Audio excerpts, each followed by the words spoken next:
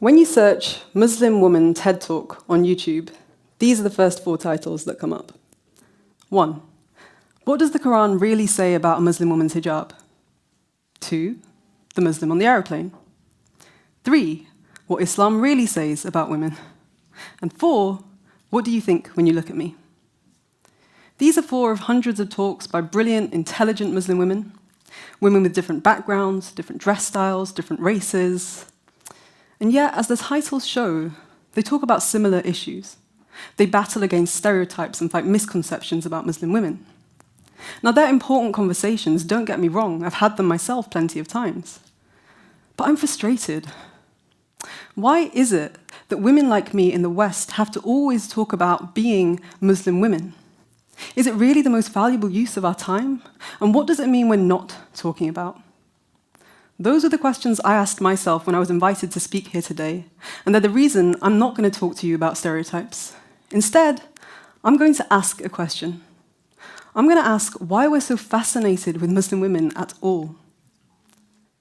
So the usual conversations about Muslim women focus on what we wear, our bodies, and our behavior, seeing us mainly as victims of sexism.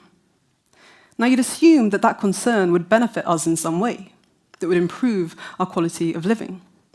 But the truth is, it rarely does, because society tends to pick and choose the issues it cares about when it comes to Muslim women, and pick and choose which issues are deemed sexist.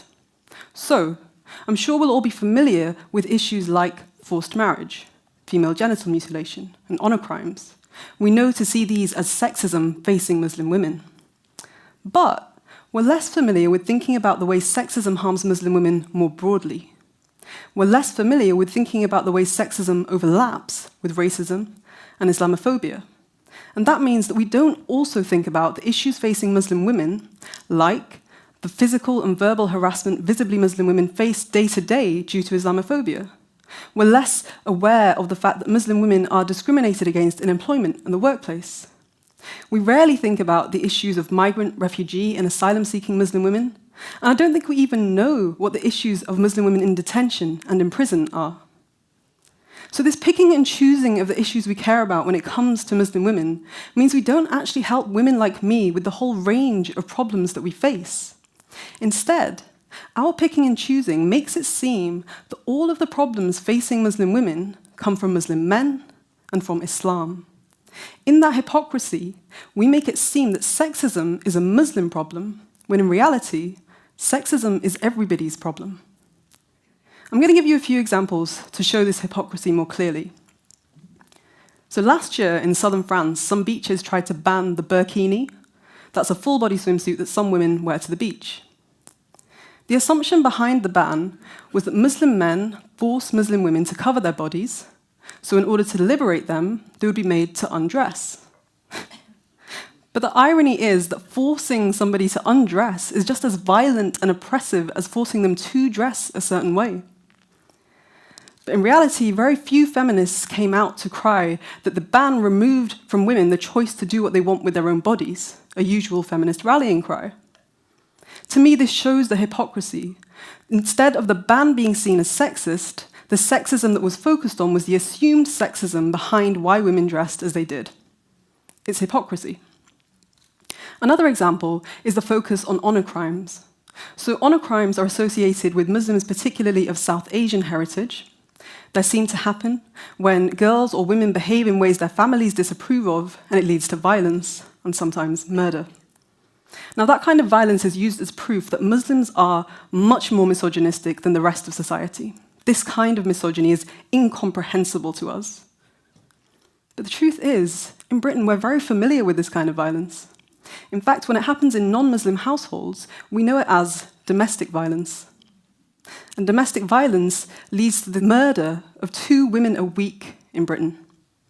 10 to 12 women a year are killed in honor killings in the UK, and 2 a week in domestic violence cases. Neither number is justifiable, but the point is, if we actually cared about Muslim women, we would clarify these connections, think about why there is violence against women, rather than just sensationalize the violence in one type of household and pretend it doesn't happen in the other. So the burkini ban and honour crimes are just two of many examples I could have given you to show you the hypocrisy behind our picking and choosing of the issues we care about when we talk about Muslim women. Rather than benefiting women like me, what we do is make it seem that all of Muslim women's problems stem from Muslim men and Islam. That means women like me only ever get to talk about those stereotypes, as the talk titles I already showed you show. It means as a society, we believe that we're justified in dehumanizing Muslim men because they're the real villains in society. So we detain them without conviction. We arrest them without reasonable suspicion. And most importantly, by scapegoating sexism as a problem of Muslims, we ignore, conveniently, that we live in a deeply sexist society. I mean, rape culture is a term we have for the kind of society we live in.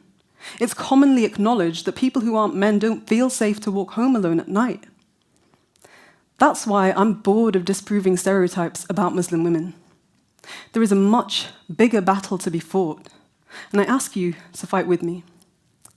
Next time you see a headline about Muslim women, ask yourself this: am I really being asked to care about Muslim women, or am I being distracted from something bigger? Don't just feel sorry for the women you read about. Consider, are there not parallels in this story to my own life, to my own household and my own neighborhood? Because there are. And those connections are the way we begin to dismantle oppressive structures in society. Look closer, listen harder, and ask more questions. Thank you.